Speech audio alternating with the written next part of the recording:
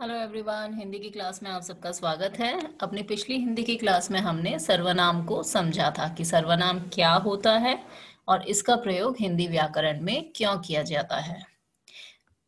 उसी के साथ में मैंने आपको नोटबुक का वर्क दे दिया था।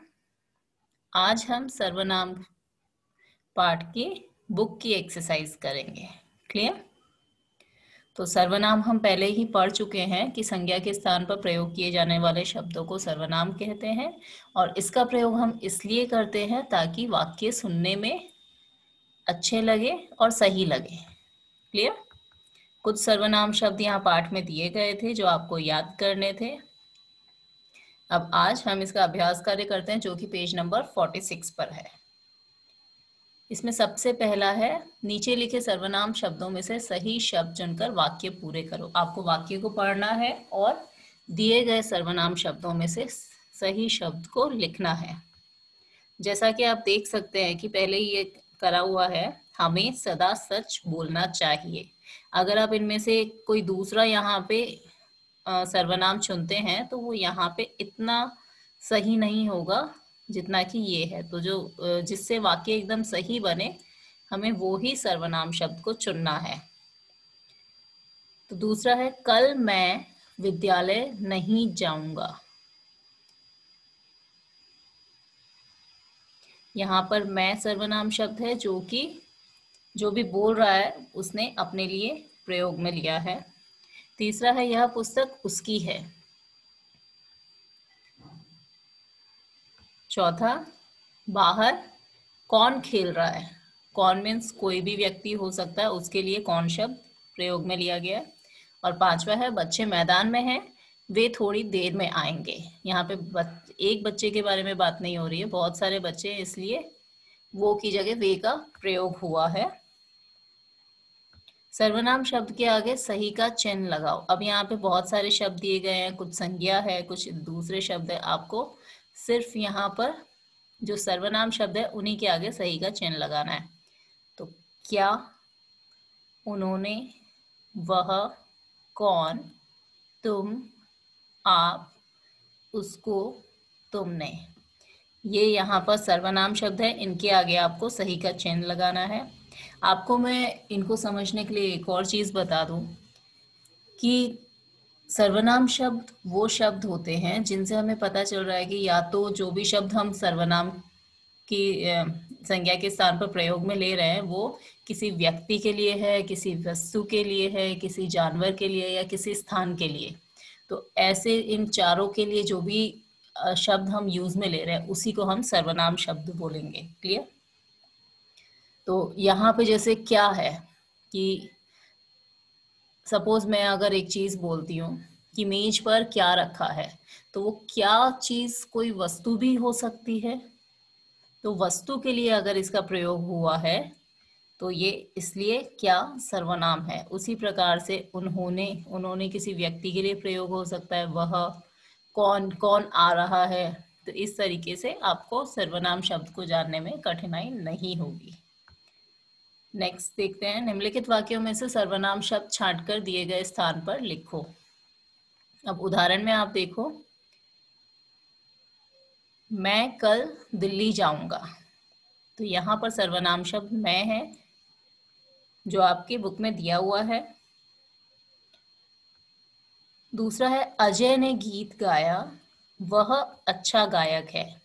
अब अजय यहाँ पर व्यक्ति का नाम है, पहली बार में व्यक्ति का नाम लिया गया। अगर नाम लिया गया है तो वो संज्ञा है, लेकिन दूसरी बार में अजय वापिस न लिखकर वहां पर वह का इस्तेमाल हुआ है, इसलिए वह शब्द सर्वनाम शब्द है। क्लियर? फिर है, हम तीसरी कक्षा के विद्यार्थी हैं। हम पर्टिकुलर कुछ विद्यार्थियों की बात हो रही है तो यहाँ पर हम का प्रयोग किया गया उन विद्यार्थियों के लिए। तो यहाँ पर हम सर्वनाम शब्द हुआ। यह गेंद मेरी नहीं है। तो यहाँ पे जो गेंद है उसमें यह और मेरी दोनों ही यहाँ पर सर्वनाम शब्द है। बाहर कौन आया है, तो कौन, कोई जो भी आया है उसके लिए कौन का प्रयोग हुआ है। माँ बुला रही है, तुम खाना खा लो। माँ संज्ञा हो गया, और दूसरा तुम, मतलब माँ जिसे बुला रही है उसके लिए बोला गया है कि तुम खाना खा लो, तो तुम यहाँ पर सर्वनाम शब्द हुआ। क्लियर। फिर आता है वर्ग पहेली। वर्ग पहेली में से सर्वनाम शब्द ढूंढकर दिए गए स्थान पर लिखो। तो आप यहाँ पर देखिए पूरी वर्ग पहेली में हर शब्द में आपको सर्वनाम शब्द मिल जाएगा, जैसे तुम्हें, तुम, किसका, किसने, मैं, तुझे, वे, ये, क्या, अपना, वह, तू, मेरा, हमारा। क्लियर। तो अब इन्हीं सर्वनाम शब्दों को जो आपने यहाँ पे ढूंढा है उसको एक एक करके आपको यहाँ पर लिखना है। क्लियर। नीचे लिखे वाक्यों को पढ़ो और सर्वनाम शब्दों पर गोला लगाओ तथा उन्हें दिए गए खाली स्थान पर लिखो। अब यहाँ पर आप देख सकते हो एक उदाहरण यहाँ पे दिया हुआ है कि उस। तो यहाँ पर इस पूरे गद्यांश में जितने भी सर्वनाम शब्द आए हैं उन सब को आपको यहाँ पर एक एक करके लिखना है। कुछ वर्ड्स यहाँ पे रिपीट भी हुए हैं, जैसे आप देख लो यहाँ पे सब लिखा हुआ है, सब यहाँ पर भी आया है और सब यहाँ पर भी आया, 3 बार आया, तो आप उस शब्द को एक बार लिख लो। क्लियर। तो इस तरीके से इस पार्ट में जितने इस दिए गए गद्यांश में जितने भी सर्वनाम शब्द हैं, हम एक बार गद्यांश को पढ़ते हैं और साथ साथ ही सर्वनाम शब्दों को देखते हैं। जंगल में एक पेड़ था। जंगल और पेड़ दोनों ही संज्ञा है। उस पर बहुत सी चिड़िया रहती थी। उस पर किस पर? पेड़ पर। तो उस पेड़ की जगह पर उसका प्रयोग हुआ है। वे सब एक दूसरे को बहुत प्यार करती थी। वे का प्रयोग किसके लिए हुआ है? वे सब, मतलब वे सारी चिड़ियाएं एक दूसरे को बहुत प्यार करती थी। तो वे और सब दोनों ही सर्वनाम हुआ। एक दिन वहां, वहां मीन्स उस स्थान के लिए यूज में लिया गया है, इसलिए हम वहां को भी सर्वनाम मानेंगे। एक शिकारी आया, शिकारी संज्ञा हो गया।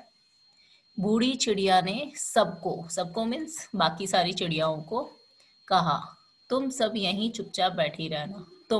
तुम मीन्स उन बाकी की चिड़ियाओं के लिए यूज में लिया गया। कोई भी पत्तों से बाहर नहीं निकलना। कोई भी मीन्स जितनी भी हो तुम सारी, उनमें से कोई भी। जब वह चला जाएगा तभी हम दाना चुगने जाएंगी।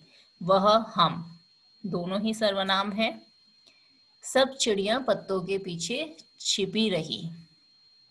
सारी चिड़ियाओं के लिए ये सब शब्द प्रयोग में हुआ, इस्तेमाल लिया गया है। शिकारी ने सोचा यहाँ कोई पक्षी नहीं है। कोई मीन्स कोई एक भी पक्षी नहीं है। वह चला गया, वह चला गया मीन्स शिकारी चला गया। सब चिड़िया बोली, सारी जितनी भी हैं सारी चिड़िया बोली। चिड़िया माँ, आपने, आपने का प्रयोग चिड़िया माँ के लिए हुआ है। हमें, हमें मतलब चिड़िया माँ को छोड़कर जो बाकी सारी चिड़ियाएं हैं उनके लिए प्रयोग हुआ है हमें। तो यहाँ पर ये सारे सर्वनाम शब्द है जो कि बार बार चिड़िया, पेड़ और इनका इस्तेमाल ना करके उनकी जगह पर प्रयोग में लिए गए हैं। आई होप आप सबको सर्वनाम समझ में आ गया होगा। आज ये वाली एक्सरसाइज आपको अपनी टेक्स्ट बुक में कंप्लीट करनी है। Clear. Thank you. Have a nice day to you all.